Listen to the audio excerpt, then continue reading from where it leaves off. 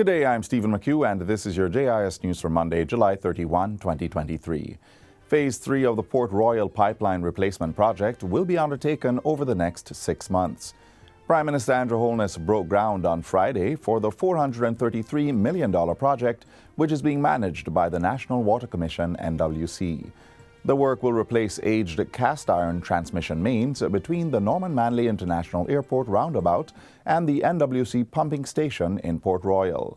Mr. Holness says the new water main will improve the quality of life of Port Royal residents, advance service reliability, as well as pave the way for further developments. In the next budget year, we will now be able to focus on doing some revetment works along the coastline here to protect the land from a catastrophic weather event should one occur. And then we will be able to build more social housing. The other complaint of the people of Port Royal about the condition of their housing. And then the following year, we can seek to improve roads and put in drains. And then the following year, we can look to improve the school. All of these are now possible and in train. Meanwhile, NWC Chairman Michael Shaw says the project will see to the introduction of high-density polyethylene pipelines, which are more resilient to the high saltwater levels common to the area.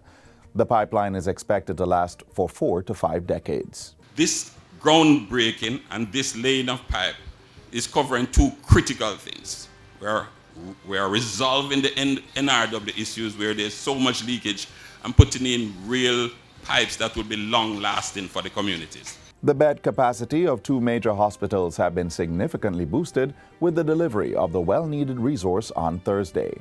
40 manual adult beds were delivered to the Spanish Town Hospital at a cost of $68,000 by the Southeast Regional Health Authority, SERA. The hospital also received 15 pediatric beds.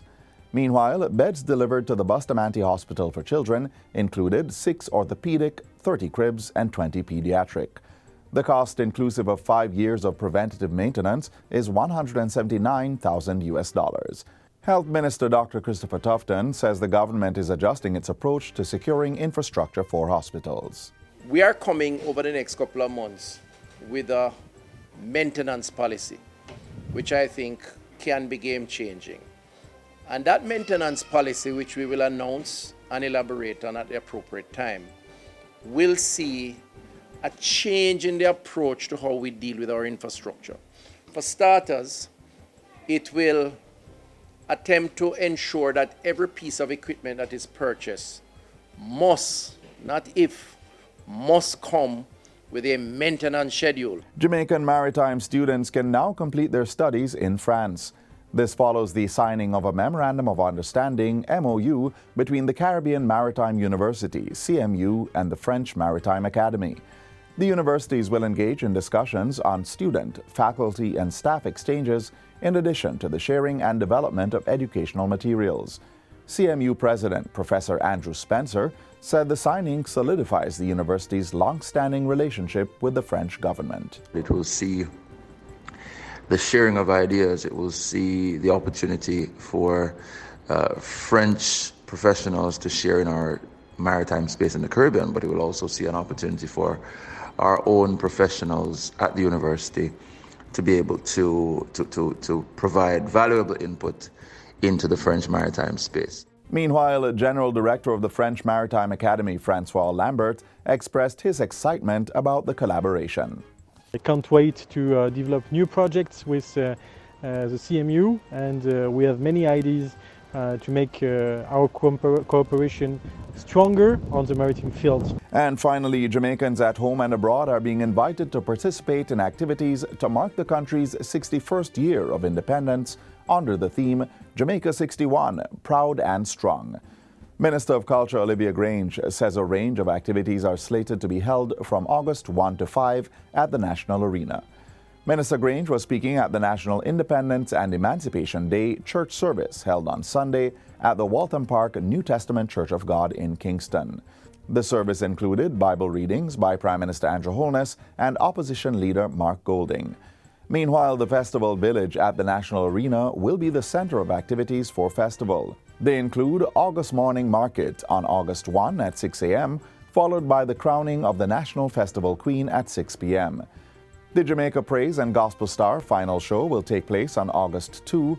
Merry-Go-Round is set for August 3, while August 4 will be Reel and Come Again Film Night in the Village. The Old School Party, which is the school uniform edition, will be held on August 5. And closing out the celebration is the staging of the Independence Grand Gala at the National Stadium on Sunday, August 6, starting at 5:30 p.m. Meanwhile, the Emancipation Jubilee will get underway at 7 p.m. today at the Seville Heritage Park in St. Anne. All of this is free. A few years ago, Cabinet gave the approval for all these events to be free. There was a time, there was a charge. But now you can enjoy your celebrations without having to pay a fee to attend any of these events. And that's it for JIS News Today. I'm Stephen McHugh. Thanks for watching.